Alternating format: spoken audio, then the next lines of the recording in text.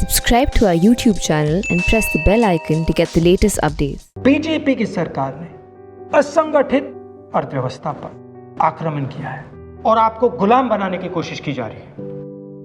2008 में जबरदस्त आर्थिक तूफान आया, पूरी दुनिया में आया, अमेरिका में, जापान में, यूरोप में, चाइना में, सब जगह आया।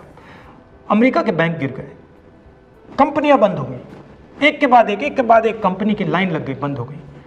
यूरोप के बैंक गिरे, मगर हिंदुस्तान को कुछ नहीं हुआ।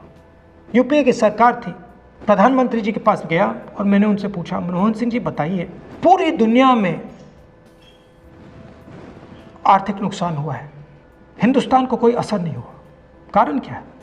मनमोहन सिंह जी ने कहा, राहुल, अगर हिंदुस्तान की अर्थव्यवस्था को समझना चाहते हो तो यह समझना होगा कि हिंदुस्तान में दो अर्थव्यवस्थाएं हैं। पहली असंगठित अर्थव्यवस्था और दूसरी संगठित अर्थव्यवस्था। संगठित अर्थव्यवस्था में बड़ी कंपनियां, नाम आप जानते हो। असंगठित अर्थव्यवस्था में किसान, मजदूर, छोटे दुकानदार, मिडिल साइज कंपनीज। जिस दिन तक हिंदुस्तान का असंगठित सिस्टम मजबूत है, उस दिन तक हिंदुस्तान को कोई भी आर्थिक तूफान छू नहीं सकता। अब आज के दिन आते हैं। पिछले 6 साल से बीजेपी की सरकार ने असंगठित अर्थव्यवस्था पर आक्रमण किया है।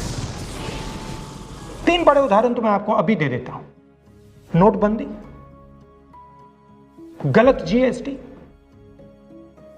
और लॉकडाउन। आप ये मत सोचिए कि लॉकडाउन के पीछे सोच नहीं थी। ये मत सोचिए कि गलती से आखिरी मिनट पे लॉकडाउन कर दिया गया है।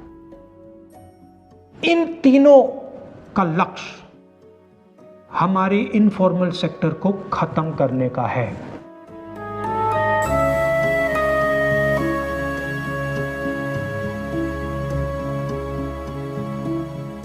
प्रधानमंत्री जी को अगर सरकार चलानी है, मीडिया की जरूरत है, मार्केटिंग की जरूरत है। मीडिया और मार्केटिंग 15-20 लोग करते हैं। इनफॉर्मल सेक्टर में पैसा है, लाखों करोड़ रुपए, जिसको ये लोग छू नहीं सकते।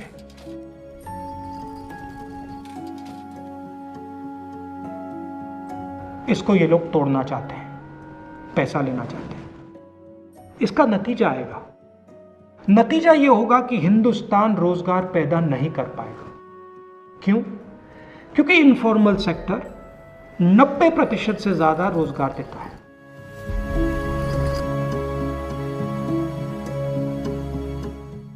जिस दिन इनफॉर्मल सेक्टर खत्म हो गया, नष्ट हो गया, उस दिन हिंदुस्तान रोजगार पैदा नहीं कर पाएगा। आप ही इस देश को चलाते हो, आप ही इस देश को आगे ले जाते हो और आपके खिलाफ साजिश हो रही है। आपको ठगा जा रहा है और आपको गुलाम बनाने की कोशिश की जा रही है। हमें इस आक्रमण को पहचानना पड़ेगा और पूरे देश को मिलकर इसके खिलाफ लड़ना पड़ेगा।